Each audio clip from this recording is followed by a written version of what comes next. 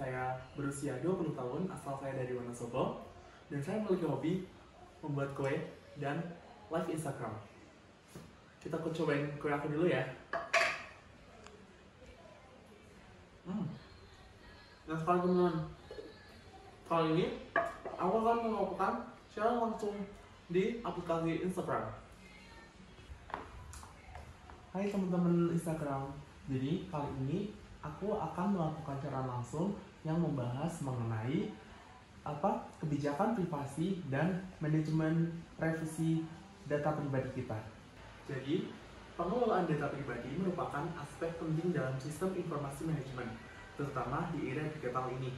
Data pribadi sendiri merupakan informasi yang dapat digunakan untuk mengidentifikasi seseorang baik secara langsung seperti nama, NIK, dan alamat maupun secara tidak langsung seperti alamat IP dan data lokasi. Dalam sistem informasi manajemen, pengelolaan data pribadi mencakup pengumpulan, pengolahan, penyimpanan, dan distribusi data sesuai dengan prinsip keamanan kebijakan privasi. Tujuannya tentunya itu memastikan data milik Anda itu tetap terlindungi dan terlindungi dari ancaman kebocoran, penyalahgunaan, dan akses yang tidak sah, teman-teman. Nah, untuk pengelolaan data pribadi, kebijakan privasi itu menjadi pedoman mengatur bagaimana dikumpulkan dan digunakan dalam melindungi. Kebijakan ini harus disusun dengan transparansi mencakup informasi tentang jenis data yang dikumpulkan, tujuan penggunaannya, dan hak penggunaan dalam mengelola data mereka. Sistem informasi manajemen yang efektif juga harus memiliki mekanisme kontrol seperti enkripsi data, autentifikasi penggunaan, dan pemantauan aktivitas untuk mencegah pelanggaran privasi. Dengan pendekatan ini, perusahaan atau agensi tidak hanya melindungi data pribadi, tetapi juga membangun kepercayaan penggunaan terhadap layanan yang mereka berikan. Nah, pentingnya pengelolaan data pribadi sendiri ini dalam Indonesia itu sudah diatur dalam Undang-Undang Perlindungan Data yang telah disahkan pada tahun 2022. Nah, data pribadi regulasi ini tuh mengharuskan organisasi untuk bertanggung jawab penuh terhadap data pribadi yang mereka kelola, termasuk memberikan hak kepada individu untuk mengakses, memperbaiki, atau menghapus data mereka. Oleh karena itu, sistem informasi manajemen mendukung pengelolaan data pribadi tidak hanya berfungsi sebagai alat teknis, tapi juga menjadi bagian integral dari tata kelola perusahaan yang etis dan patuh terhadap hukum. Jadi, semisal perusahaan tidak melakukan pelindungan data pribadi, baik milik karyawan ataupun customer ataupun kolega mereka, itu dapat diatur dan dijerat hukum melalui Undang-Undang Perlindungan Data Pribadi. Oleh karena itu, sebaiknya kita harus menjaga data pribadi kita agar tidak disalahgunakan oleh pihak lain. Nah, selanjutnya ada mengembangkan bisnis dan teknologi informasi. Jadi, sistem informasi manajemen ini memiliki peran strategis dalam mengembangkan solusi bisnis dan teknologi informasi yang mampu meningkatkan efisiensi, efektivitas, dan daya saing organisasi. Nah, solusi bisnis atau teknologi informasi itu merupakan integrasi antara kebutuhan bisnis dan teknologi yang dirancang untuk menyelesaikan masalah atau memenuhi kebutuhan spesifik perusahaan.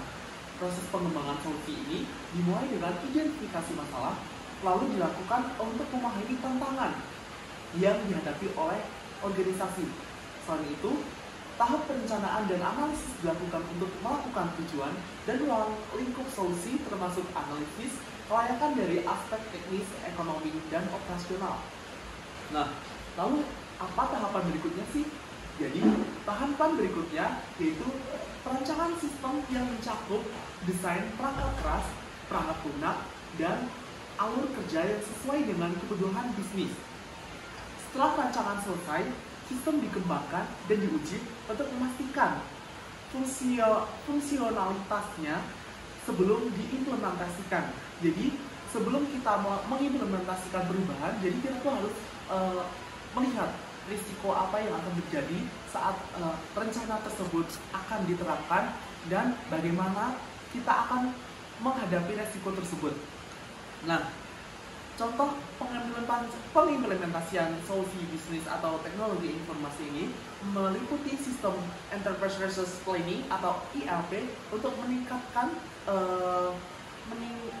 dan mengintegrasikan fungsi bisnis Customer Relationship Management atau CRM untuk peningkatan hubungan pelanggan, platform e-commerce untuk mendukung operational daring, serta business intelligence atau BI untuk menganalisis data dan mendukung pengembangan keputusan strategis. Dengan pengembangan solusi bisnis atau TI yang tepat, perusahaan dapat meningkatkan produktivitas, merespon kebutuhan pasar dengan cepat, serta menciptakan inovasi yang relevan. Sistem informasi manajemen ini dalam hal ini itu menjadi fondasi utama untuk memastikan keberhasilan solusi yang diterapkan. Sekian live streaming aku hari ini. Terima kasih karena sudah mendengarkan dan mengikuti live ini dengan baik. Semoga apa yang aku bicarakan dapat bermanfaat bagi kita semua. Nah, selain hobi baker dan live streaming, aku juga punya kesibukan lain. Aku ada seorang mahasiswa akuntansi yang sudah semester 5. Ikutin aku untuk kuliah daring.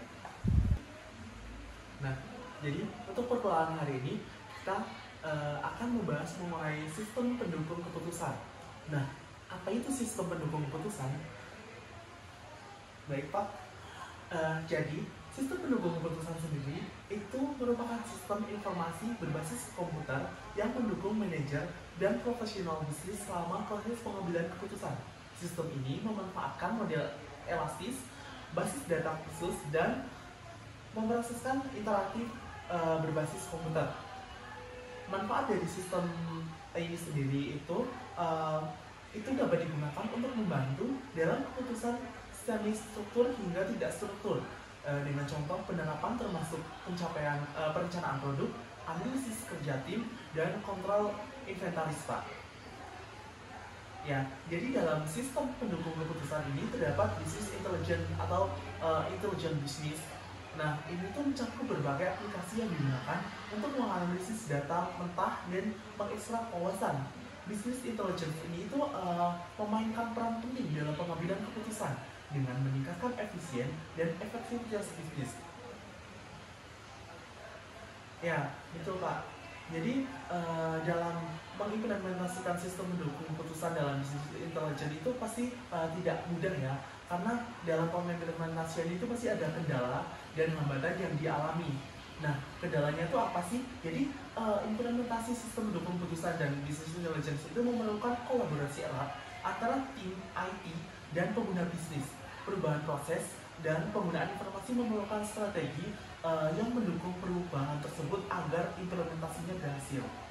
Ya, jadi dalam sistem ini antara pelaku dan tim IT-nya itu harus collab agar mereka tuh menghasilkan bisnis intelijen itu yang bagus dan tepat untuk perusahaan. Ya Pak, terima kasih. Lalu selanjutnya, baik ada sistem siklus pengembangan solusi bisnis. Nah, apa sih siklus pengembangan solusi bisnis ini? Jadi siklus pengembangan solusi bisnis ini merupakan proses sistematis yang digunakan untuk merancang, mengembangkan, dan mengimplementasikan solusi yang menjawab tantangan atau peluang bisnis. Proses ini memastikan bahwa solusi ini yang dihasilkan itu hanya mempengaruhi kebutuhan saat ini, tapi itu juga dapat berkelanjutan dan dapat disesuaikan dengan perubahan lingkungan bisnis. Iya Pak. Dalam pengembangan sistem bisnis itu perlu dilakukan beberapa hal, seperti yang pertama itu adanya pengembangan sistem informasi, di mana penggunaan akhir bisnis dalam spesialis sistem informasi itu dapat menggunakan pendekatan sistem untuk membantu mengembangkan solusi sistem informasi untuk memenuhi peluang bisnis. Ya, pendekatan ini seringkali melibatkan siklus pengembangan sistem, di mana ahli sistem informasi dan penggunaan akhir memahami, merancang, dan mengimplementasikan sistem bisnis. Yang kedua, yaitu melakukan pendekatan sistem. Nah, pendekatan sistem ini dapat dilakukan untuk menentukan masalah yang ada. Jadi, yang perlu kita lakukan itu yang pertama, itu mengenali dan menentukan sebuah masalah atau peluang dalam menggunakan pemikiran sistem. Lalu yang kedua, mengembangkan dan mengevaluasi alternatif solusi sistem. Yang ketiga, memilih solusi sistem terbaik dan memenuhi kebutuhan Anda. Dan yang keempat, merancang solusi sistem terpilihan. Terus yang kelima, mengimplementasikan dan mengevaluasi kesuksesan dari sistem yang telah kita rancang. Lalu yang ketiga itu melakukan pemikiran sistem, menggunakan pemikiran sistem untuk memahami sebuah masalah atau peluang yang merupakan salah satu dari aspek terpenting pendekatan sistem. Salah satu cara praktik pemikiran sistem adalah mencoba menemukan sistem, subsistem, dan komponen sistem yang berbagai situasi dalam komponen sistem di berbagai situasi. Ya, tentunya dalam pengimplementasian sistem bisnis itu meliputi akuisisi perangkat keras dan perangkat lunak, pengembangan perangkat lunak, pengujian program dan prosedur, konversi sumber daya data, serta berbagai alternatif konversi. Juga melibatkan pendidikan dan pelatihan penggunaan akhir dan spesialis yang akan mengoperasikan sistem baru. Tentunya dalam pengimplementasiannya pasti adalah tantangannya. Pada dasarnya, implementasi dapat menjadi sulit dan prosesnya dapat memakan waktu yang cukup. Hal ini dapat memastikan kesuksesan dari sistem baru yang dibangun. Bahkan sistem yang dirancang dengan baik akan gagal apabila tidak diterapkan dengan benar. Oleh karena itu, mengapa proses implementasinya biasanya membutuhkan manajemen proyek pada bagian IT dan manajer unit bisnis. Mereka harus mendorong rencana proyek meliputi tanggung jawab kerja, tabel waktu untuk tahap utama pengembangan, dan anggaran keuangan. Hal ini diperlukan apabila sebuah proyek diselesaikan dengan tepat waktu dan sesuai anggaran. Baik Pak? Ya? Baik, terima kasih. Sekian presentasi dan pemaparan materi dari saya untuk hari ini. Kurang lebihnya mohon maaf. Saya ini wassalamualaikum warahmatullahi wabarakatuh.